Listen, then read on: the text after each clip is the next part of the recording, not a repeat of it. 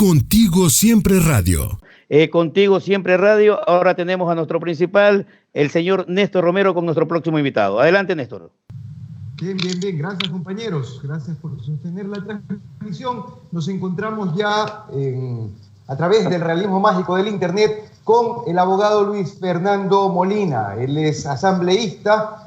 Luis Fernando, un abrazo enorme. Durante estos últimos días, en la órbita de la pandemia que nos aqueja, el coronavirus, se ha referido la posibilidad de parte de la presidenta del Consejo Nacional Electoral de que se posterguen las elecciones para el 2021, previstas para el mes de febrero, precisamente. En este contexto, Fernando, ¿qué tiene que pasar jurídicamente para que aquello sea viable? O si no es viable definitivamente. Bueno, en primer lugar, buenas tardes a todos los que nos siguen a través de Radio Contigo Siempre de Manabí, a todos los ciudadanos y ciudadanas de Manabí. En estos tiempos difíciles quiero también iniciar esta entrevista siendo extensiva a pesar de las circunstancias de esta congratulación. Sé que es tu onomástico, Néstor. Los mejores deseos para ti y sobre todo también para esta radio que cumple con el deber de informar a la ciudadanía. Gracias. Bien, Fernando, entremos en el análisis de la materia. Si la presidenta del Consejo Nacional Electoral plantea a la Corte Constitucional la posibilidad de que se posterguen las elecciones, ¿cómo debería responder esta institución? Bueno, en primer lugar hay que tener en cuenta que el periodo presidencial se encuentra previamente establecido en la Constitución y que no es una norma aislada, sino es una norma sistemática que determina el sistema de pesos y contrapesos y también derechos ciudadanos que se pueden o no ejercer dentro del periodo presidencial. Así, el artículo 144 de la Constitución establece que el periodo presidencial tiene que durar 4 años y que el presidente de la República se posesiona 10 días después de la posesión de la Asamblea. Cuando nosotros revisamos el artículo 1 de la Constitución, vemos evidentemente que en la forma del Estado, el Estado se dice, la norma constitucional, se administra, se gobierna mediante una república, es decir, a través de una forma republicana, con un periodo presidencial que dura tanto para el Ejecutivo como para el Legislativo durante 4 años. Luego, cuando revisamos nosotros la norma, vemos básicamente que una innovación de la Constitución de Montecristi fue el distinguir y que exista un intervalo prácticamente entre el periodo de elección presidencial de los periodos seccionales, de tal manera que no confluyan los dos dentro de. Adicionalmente, se estableció que los organismos de control, llámense Contraloría, tengan periodos distintos al presidencial para evitar que confluya o que puedan llevarse un proceso de cooptación. Digo esto precisamente porque no puede analizarse el periodo presidencial de una forma aislada en la Constitución, sino más bien verlo de forma integral, de tal manera que lo aseverado por la presidenta del Consejo Nacional Electoral, aparte de ser inconstitucional, adolecería de un vicio también procedimental, puesto que, de conformidad a lo que ha dicho la Corte Constitucional Colombiana, la doctrina constitucional, el sistema de gobierno y la duración del sistema presidencial forma parte del núcleo duro de la Constitución. Por lo tanto, si la intención es prolongar el periodo presidencial, lo que debería existir es una Asamblea Nacional Constituyente porque afecta a la estructura del Estado y debería incorporarse una disposición transitoria en la Constitución para que por una sola vez pueda prolongarse el periodo presidencial. ¿Y eso cómo podría pasar? De otro modo, nos veríamos incluso los ciudadanos limitados en nuestro derecho. ¿Por qué? Porque recordemos que figuras como la revocatoria del mandato pueden ejercerse hasta un año antes de que termine el periodo presidencial. Y hasta el mes de mayo podrían presentar una revocatoria del mandato. Si se prolonga el periodo presidencial, tendríamos básicamente una asunción de poderes sin un control ciudadano de la sociedad a través de los mecanismos de participación. Y eso violentaría el principio republicano, el principio democrático y sobre todo, y adicionalmente, también incurriría en vicios graves de constitucionalidad. Lo que se estaría haciendo es básicamente sustituir la Constitución por una interpretación de la Corte Constitucional que no tiene atribuciones para modificar la Carta Suprema. Bien, Fernando, pero ¿qué tendría que pasar para que sea viable lo que propone la presidenta? Hablamos de una constituyente, hablamos de un referéndum. Danos luces con respecto a aquello. De conformidad a lo establecido en el artículo 444 de la Constitución, todas las reformas o modificaciones a la Constitución que alteran el núcleo duro de ella o la estructura fundamental de la Constitución tienen que darse a través de Asamblea Constituyente, por lo cual no es la presidenta de la Asamblea Nacional quien debería en principio sugerir el tema de la prolongación del periodo presidencial, sino la Asamblea Nacional, y debería hacerse con una convocatoria previa. Deberíamos ir a la determinación de las reglas de la Asamblea Constituyente y llevar a cabo una Asamblea Constituyente tan solo para ampliar el periodo presidencial. Entonces, lo que está planteando en este momento de una simple interpretación de la Constitución no tiene base legal. Bien, Luis Fernando, entremos en otros detalles más del contexto político y me gustaría que Mario y Ramón también se pudiesen sumar a la conversación. En días anteriores, el expresidente de la República, Rafael Correa, se pronunció en sus redes sociales sobre el petitorio para que este gobierno, sus funcionarios, esté un costado en el manejo de esta crisis. ¿Cómo lo evalúa el bloque de legisladores y el bloque político de Rafael Correa? ¿Creen ustedes de que esa posición es idónea en estos momentos de crisis sanitaria? Explícanos un poco la connotación que tiene aquello. Bueno, creo que tanto Compromiso Social por la Revolución Ciudadana, lista 5, como la bancada de la Revolución Ciudadana, el día de ayer en la sesión del Pleno han hecho evidente una crítica sí a las medidas que se han tomado desde el punto de vista económico en el manejo de la crisis, una preocupación latente por esa prolijidad, por el pago de la deuda externa, cuando el día de hoy, básicamente, el mismo Fondo Monetario Internacional acaba de manifestar que debe suspenderse el pago de la deuda para los países que estén en crisis económica por el tema de la emergencia del coronavirus. Entonces, ese tipo de medidas que lo único que han hecho es favorecer a los grupos económicos y que no han dado una respuesta desde el punto de vista de cómo vamos a manejar la crisis del coronavirus, ha sido una preocupación permanente. Pero yo en ese sentido quiero decir que tanto el bloque de la Revolución Ciudadana de legisladores como la militancia estamos unidos en un tema de precisamente tratar de coadyuvar a esta campaña de quédate en casa, de contribuir a ello. Pero no es a nosotros, a la Revolución Ciudadana, a los que tienen que darnos respuestas o a las que tienen que a través de redes sociales responder el gobierno o en sus cadenas. Es a las inquietudes de la ciudadanía y es una respuesta de un manejo adecuado que otorgue seguridad, certeza a todos los ciudadanos. Luis Fernando, yo sí creo desde la posición personal, yo sí creo que estos momentos de mucha ebullición en torno a la incertidumbre que te genera un virus que no tiene cura hasta el momento, que no tiene vacuna, que lo único que se conoce como única medida preventiva es el aislamiento social, sería momento de bajar los cambios, de bajar las revoluciones y de pronto asentarnos de parte y parte, porque vemos también que el día de ayer los pronunciamientos desde funcionarios del gobierno nacional han sido críticos en función de autoridades seccionales. Aquello también te sigue minando el terreno de una posible calma y una posible unidad de fuerzas y de esfuerzos políticos de los actores en función de la causa nacional, que es proteger a la población. Hay ciudadanos que se nos están muriendo.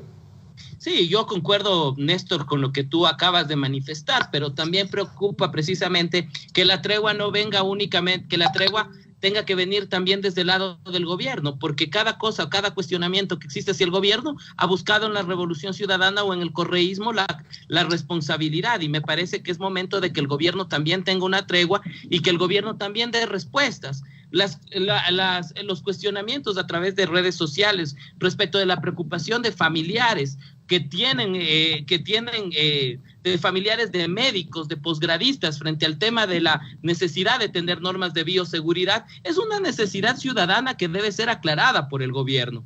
Y lo digo con frontalidad porque me parece que ese tipo de cosas se pueden regular, pero precisamente a través, concuerdo contigo, Néstor, a través de una coordinación adecuada. El COE nacional debe coordinar con los prefectos, debe coordinar con todos los alcaldes y con todas las juntas parroquiales, pero vemos un poco que la línea discursiva del gobierno sigue siendo básicamente el tema del correísmo. Mira, yo veo a la distancia, veo con profundo dolor cómo esto nos está afectando a todos en el mundo, que la situación económica se va a ver afectada dentro de ello, que muchos de nosotros tenemos padres, madres que están en el Ecuador, que algunos tenemos también familiares que son médicos, que están haciendo su posgrado y su compromiso. Entonces yo concuerdo que hay que ahondar esfuerzos, pero los esfuerzos también deben ir también de una tregua del gobierno. No es posible que también en las redes sociales se critique a quienes hemos de alguna manera ejercido una oposición política y se pretenda nuevamente caer en lo de octubre, que es responsabilizar al correísmo por los cuestionamientos.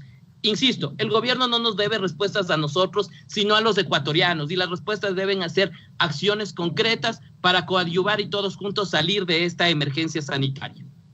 Fernando, en el marco de la acción de fiscalización y también de legislación que ustedes tienen como bloque, y específicamente traigo a colación algo que tiene que ver con fiscalización, eminentemente con fiscalización. En los días previos a la declaración de emergencia sanitaria, más precisamente en la segunda semana de marzo, se nos anticipó una encuesta, se nos acercó una encuesta de Click Report que hablaba acerca de resultados de percepción de la ciudadanía con respecto al gobierno nacional en el manejo del tema coronavirus. Y hablaba el 80% más de la población, un poco más, no creía que el manejo estaba siendo adecuado por parte del gobierno nacional. Y en ese sentido, en materia de legislación, ¿cuál es la hoja de ruta que tiene planteada el bloque de Revolución Ciudadana y en estricto apego de parte de quienes hacen el liderazgo político de Revolución Ciudadana? Bueno, creo que habrá que ver básicamente cuál es la actuación del Ministerio de Salud. Recordemos que el día de ayer también y el día lunes se llevó a cabo también un proceso de no de fiscalización, pero se pidió la comparecencia del ministro del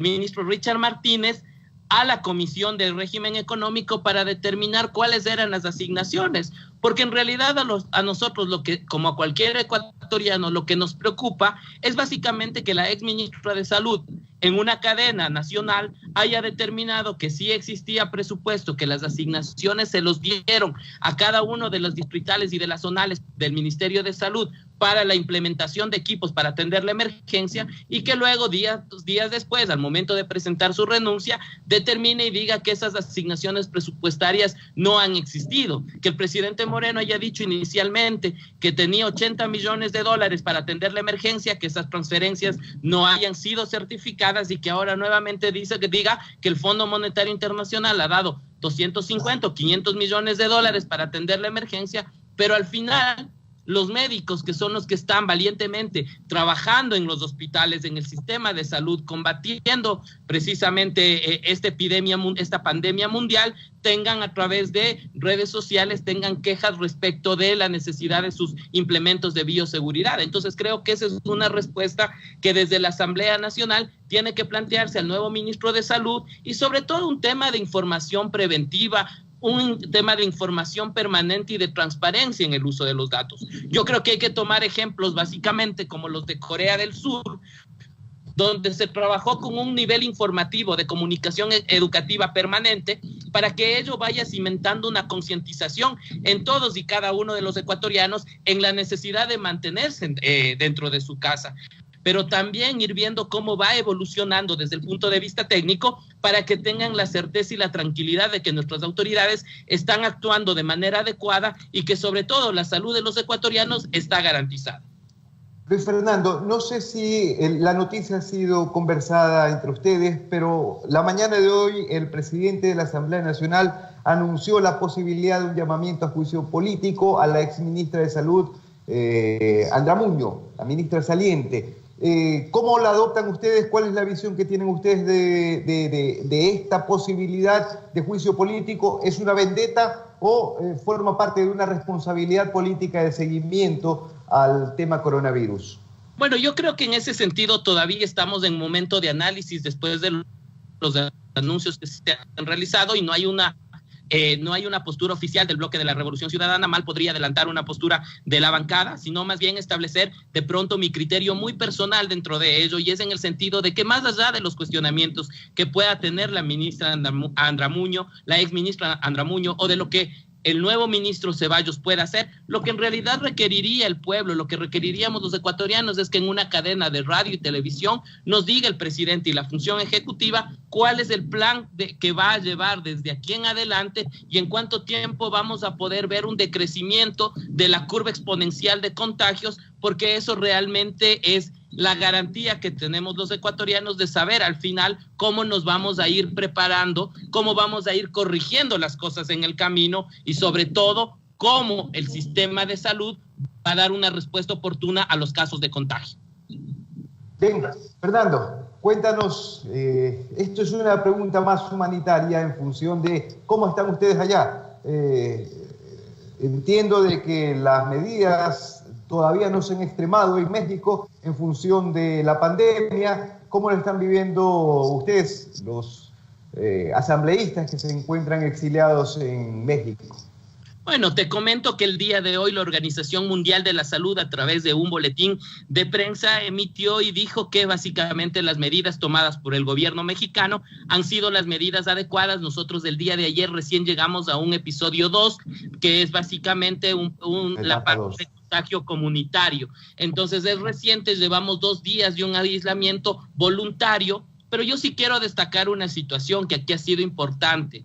Desde finales de enero, que se supo ya, antes de que tengamos el primer caso en México, se trabajó en una campaña de educación permanente a la ciudadanía orientada a informar qué era el coronavirus, cuáles eran las circunstancias sobre las que se ha tenido, y se ha hecho mucho hincapié en el tema de lo social, en verificar cómo llevar a cabo medidas que paulatinamente puedan ir llevándonos a lo que tenemos en este momento, que es prácticamente un 20 o 30%, que es lo que está funcionando, que es lo básico en la Ciudad de México, de la ciudad, y el resto de un aislamiento que ha sido producto de una concientización de la ciudadanía, de una necesidad de mantener su seguridad y sobre todo de lo que se ha dicho la Organización Mundial de la Salud, es que si es que se toman las medidas preventivas como las que ha tomado México y educativas, lo que podemos tener es un crecimiento exponencial reducido del avance de contagios, pero igual, acá nos han manifestado básicamente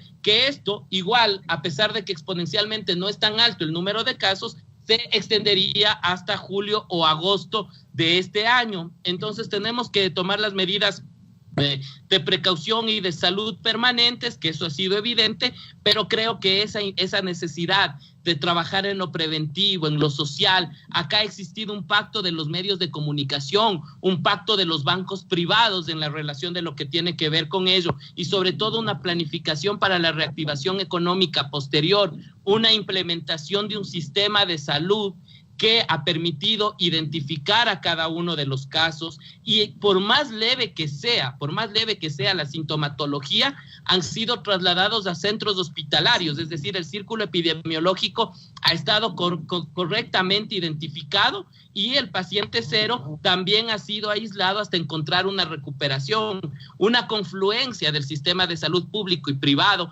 y sobre todo también la posibilidad de que las aseguradoras hayan podido establecer en caso de contagio el tema de cubrir con los gastos y establecer una prórroga para establecer acuerdos de pago, precisamente le da la seguridad a la ciudadanía de que va a estar en un sistema de salud adecuado. Creo que eso ha sido importante acá en México. Insisto, el día de ayer comenzamos recién teniendo los 4 primeros casos de contagio comunitario, y con 4 casos de contagio comunitario se ha implementado ya la medida de aislamiento voluntario, lo que evidentemente ayudará a evitar el crecimiento de la curva exponencial de contagio.